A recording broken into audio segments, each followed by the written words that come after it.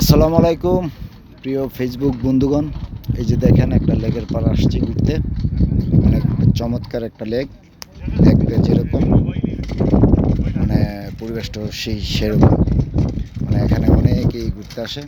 চমৎকার একটা এরিয়া, চমৎকার একটা পরিবেশ। আপনারা যদি আসেন, এটা হচ্ছে লেক পার্ক, সৌদি আরব রিয়াদ। খুব চমৎকার একটা লেক পার্ক। মানে দেখেন জনগণ অনেক লোক আসে এখানে ঘুরতে।